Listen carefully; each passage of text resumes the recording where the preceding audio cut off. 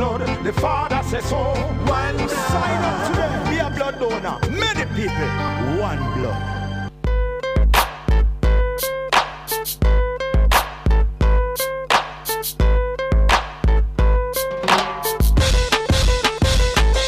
Between 2007 and 2008, the world feared it was on the brink of another Great Depression, and Jamaica's already weak economy began to strain under the ripple effect of the global turmoil.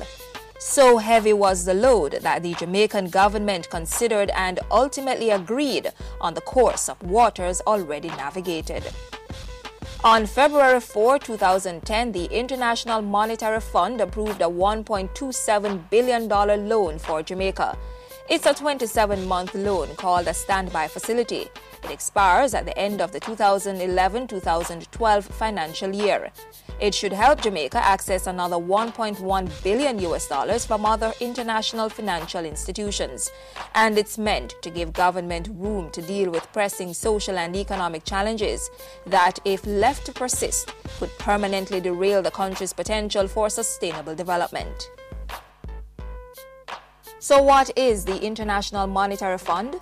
The IMF began as a concept, an idea put forward by countries determined to prevent a repeat of the economic hardships that faced people in the Great Depression of the early 20th century. In July 1944, 45 nations met in a town called Bretton Woods in the northeastern United States. They hashed out a fundamental structure for international economic cooperation. The IMF came to life in December 1945 when 29 countries signed its Articles of Agreement. The fund formally began operations on March 1, 1947.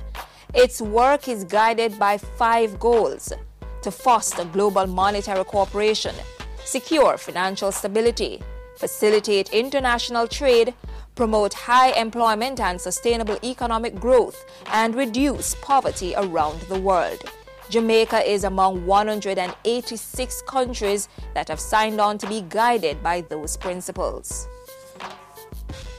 Jamaica became a member of the International Monetary Fund in 1963. The country's relationship with the fund has gone through stages over time. In 2008, the government began to consider applying for a loan from the IMF, reversing the decision of the 1990s when Jamaica chose to end its then borrowing relationship. It was felt then and still by some financial analysts today that the conditionalities imposed by the IMF were too invasive and repressive. Those conditionalities have been reviewed, and the Golding administration is confident that they are conducive to a more balanced relationship between lender and borrower. So in February 2010, the IMF Executive Board signed off on a new borrowing relationship with the Jamaican government.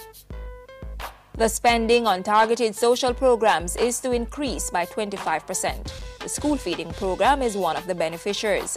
Another is the program of advancement through health and education, PATH. Several key areas of governance are to be reformed to target the root of the problem. It's a 2-year economic program that involves streamlining expenditure, crafting a debt management strategy, and legislative reform.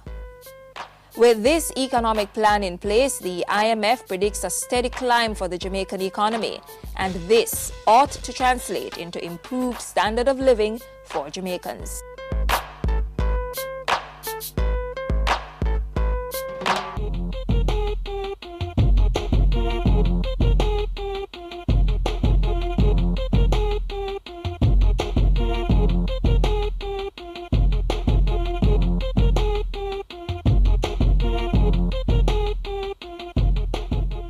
Hot, hot, hot. The good old Scotch bonnet led a major turnaround of the agriculture sector last year, but the dinner table staple was taken to school to improve its returns. Take a look at what can happen when the outdoors is taken inside.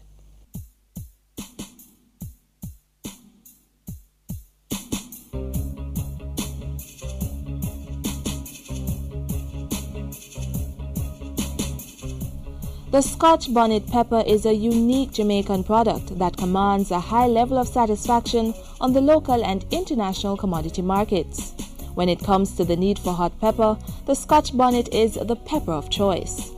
A fiery pepper such as this is an important ingredient in the spice and sauce industry. Over the years, cultivation of the crop by traditional methods have met with challenges from disease and adverse weather. However, greenhouse technology is being promoted as an innovative and safe way of growing the crop. It's a product that we can be competitive in. As you know, the Scotch bonnet is Jamaican, and therefore there is a perfect basis on which you can niche market globally in saying Jamaica has produced this product. And we in the ministry want to definitely provide an advantage to the farmers, and these nurseries, I think, will do that. The Ministry of Agriculture, through its Agricultural Support Services Project ASSP, adopted greenhouse-type nurseries as a means of building the capacity of farmers to produce hot pepper efficiently and also to stimulate growth in the industry. According to experts, greenhouse conditions ensure more healthy growth and prolific crop yields.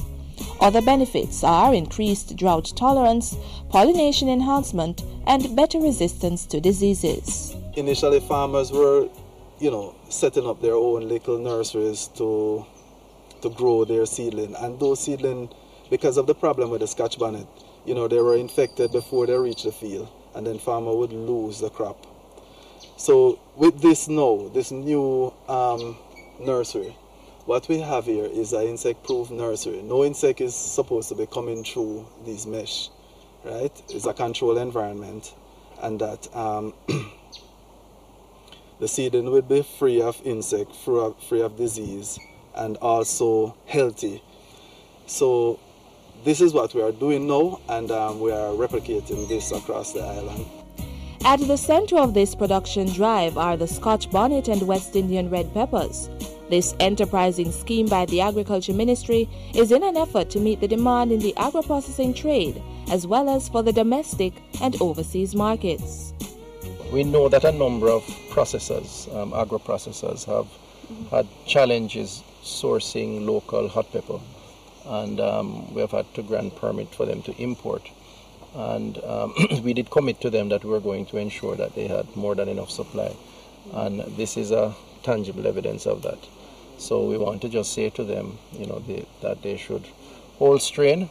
We will work with them. We are working with them, and it's just a matter of time before they have more than what they require in terms of this important input in their sauce production. Just over $11 million have been spent under the ASSP project to purchase greenhouses to set up 16 greenhouse pepper nurseries.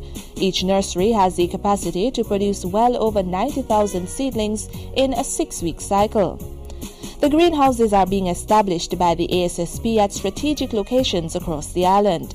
10 have already been established and divested to committed farmers with the skills and technical know-how to operate such nurseries. What we did originally was to put up the structure. That is our part. The individual investor would actually do the rest of it. Put in the tables, put in the misting system and all of those, buy the trays, the chemical, the fertilizer that are involved and all of those. So our part is really to put up the nursery, the building itself. So what we did was to look at individuals who have the knowledge, the know-how, and we decided that we'll actually, sell the nursery at cost to them.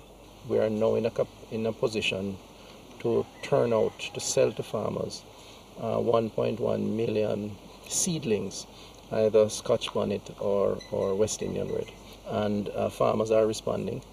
It is a lot better for them because instead of them setting up their own nurseries and not having the best practices, many of them in terms of the germination period and so on, we are doing that for them by setting up these nurseries and outsourcing it to a committed, disciplined farmer who in turn will produce the seedlings and then send on to the farming community. Dedicated pepper farmers like Raymond Sukalu, who invested in greenhouse technology, was elated to hear that the Ministry of Agriculture was assisting farmers to establish greenhouse pepper nurseries. For years I've been longing to have a nursery, and the ASSP came along and put up this structure and they monitor it. This house can hold 60,000 seedlings with the type of seeding tray I use. The greenhouse that sits on his 8-acre farm in Nightingale Grove in St. Catherine has thousands